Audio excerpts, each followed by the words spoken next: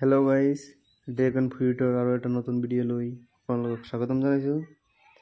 আজি আমাৰ খেতিত পৰা ড্ৰেগন ফ্ৰুইট হাৰ্ভেষ্ট কৰিম।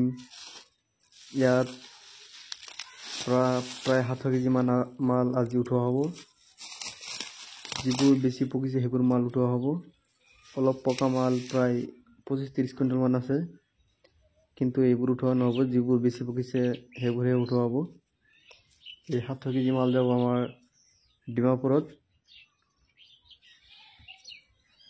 ডিমাপুৰৰ ৰেটটো গুৱাহাটীতকৈ অলপ বেছি হয়, সেইকাৰণে আমাৰ মালবোৰ ডিমাপুৰৰ ফালে পঠোৱা হয়। এতিয়া ডিমাপুৰৰ ফালে বজাৰ চলি আছে 220 টকা, কিন্তু গুৱাহাটীৰ ফালে বজাৰ চলি আছে 71 টকামান। সেয়ে আমি ইয়াৰ গোটেই মাল ডিমাপুৰলৈ পঠাম বুলি ভাবিছোঁ। যেতিয়া আমি এই খেতিটো 2020 চনৰ সময়ত কৰিছিলোঁ, তেতিয়া চৰাই চিৰিকটিৰ ইমান অত্যাচাৰ নাছিল, কিন্তু 2023-24 ফালে চৰাই চিৰিকটিয়ে বহুত ক্ষতি কৰি আছে, ফলবোৰ খাই পেলাই। সেয়ে আমি যিবিলাক ফল পাকিছে প্ৰায় ফলেই কলা পলিথিনেৰে পেক কৰি ৰাখিছোঁ।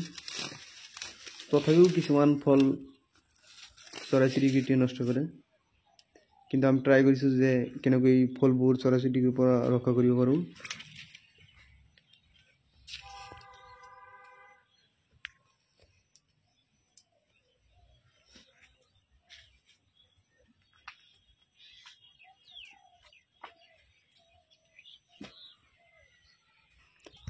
চাওক, এইবোৰ ফল হাৰ্ভেষ্ট কৰা হৈছে। ইয়াত প্ৰায় 4 কেজিমান ফল হাৰ্ভেষ্ট কৰা হৈছে আৰু 3 কেজিমান হাৰ্ভেষ্ট কৰিব লাগিব। চাওক, ফলবোৰৰ চাইজ কিমান ডাঙৰ। বেছিভাগ ফলেই ইয়াত আধা কেজিৰ ওপৰত, 1 কেজি 1.5 কেজিলৈকে ফলৰ চাইজ হৈছে। এবাৰ এনেকুৱা ফলো আছে যিবোৰ ফল 1.5 কেজি পৰ্যন্ত হৈছে।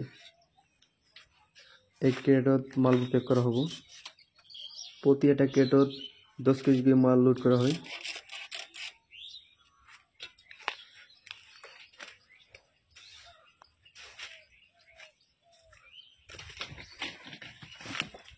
এইখিনিতে এটা কথা কওঁ যে এই ভিডিঅ'টো আজি আপলোড কৰাৰ পৰা প্ৰায় 15-20 দিনমান আগৰ ভিডিঅ' এইটো।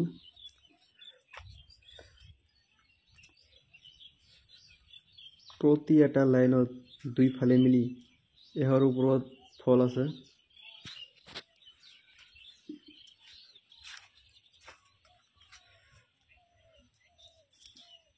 এইবোৰ কাটিং চাইছে, এইবোৰ গোটেই মেচিউৰ কাটিং।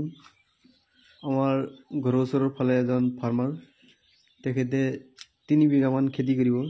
তাৰ কাৰণে তেখেতক 6,000 মান পুলি দিয়া হৈছে আৰু 1500 মান পুলি ইয়াত ৰৈ গৈছে, পিছত লৈ যাব। এইবোৰ চাওক, গোটেই মেচিউৰ কাটিং।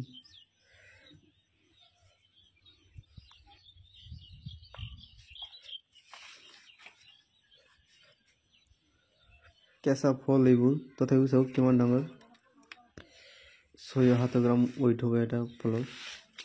যদি এইটো পকে প্ৰায় 900 গ্ৰাম বা 1 কেজিমান লৈ হৈ যাব।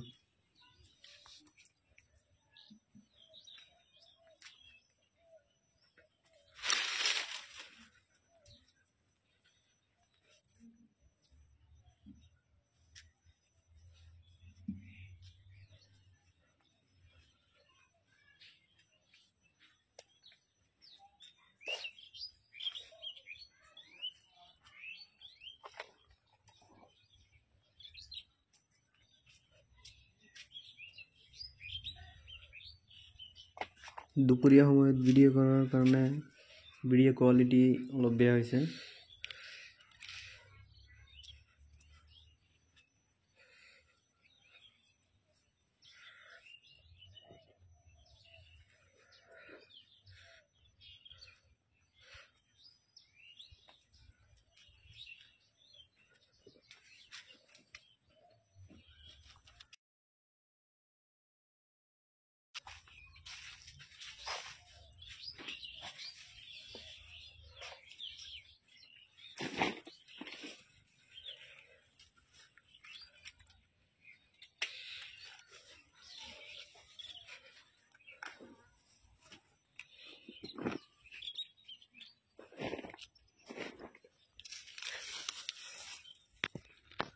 কেঁচা ফল এইবোৰ, তথাপিও চাওক কিমান ডাঙৰ, 6-7 গ্ৰাম হ'ব।